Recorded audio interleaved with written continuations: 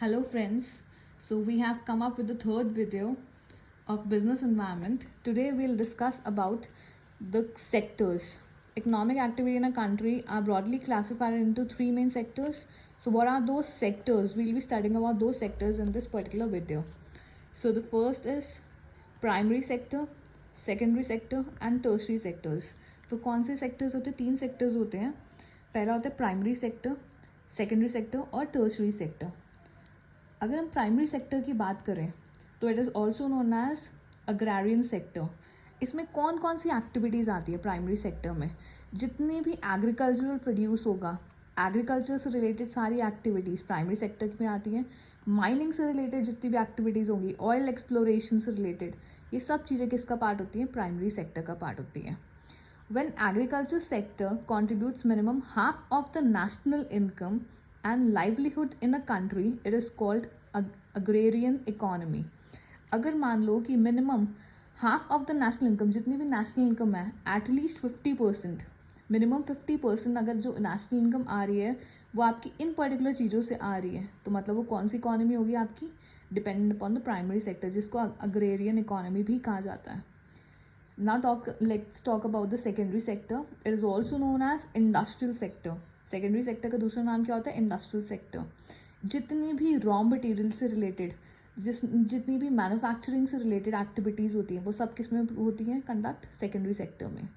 Activities undertaken for the raw material extraction और use of primary produced for production of further goods. अगर आप primary activity से जो भी सामान है उससे आप फर्दर क्या कर रहे हो? यूज़ करके, मैन्युफैक्चर करके कुछ और बना रहे हो. जैसे मान लो कि आपको प्राइमरी सेक्टर से शुगर केन मिला, इस सेक्टर से मिलेगा एग्रीकल्चर से, वहाँ से आपको शुगर केन मिला. शुगर केन से आपने क्या बनाया? शुगर केन का जूस बनाया और आपने उसे मार्केट में सेल आउट किया. तो बेसिकली आपने उस चीज़ को प्रोसेस कर दिया फर्दर, या शुगर केन की जैम बना दी या कुछ भी बना दिया. तो बेसिकली वो किसका पार्ट हुआ? आपने एग्रीकल्चर का बेस लेके फर्दर उसे प्रोसेस कर दिया और मार्केट में सेल आउट कर दिया to earn profit. So basically वो किसका पार्ट हुआ? इंडस्ट्रियल सेक्टर का. तो when secondary sector brings in minimum half of the national income and employment, it is called industrial economy. एक इकोनॉमी को हम इंडस्ट्रियल इकोनॉमी तभी कह सकते हैं जब at least 50% of the national income कहाँ से आएगी? इंडस्ट्रियल सेक्टर से. इंडस्ट्रियल सेक्टर में सब कुछ आ जाता है. कुछ भी चीज़ आप मैन्युफैक्चर कर रहे हो, प्रोड्यूस कर रहे हो, तो वो सब किसका पार्ट होगी? आपकी इंडस्ट्रियल सेक्टर का. नेक्स्ट इज टर्शरी सेक्टर, जिसको सर्विस सेक्टर भी कहा जाता है. All economic activities when services are produced fall under this category और दिस सेक्टर.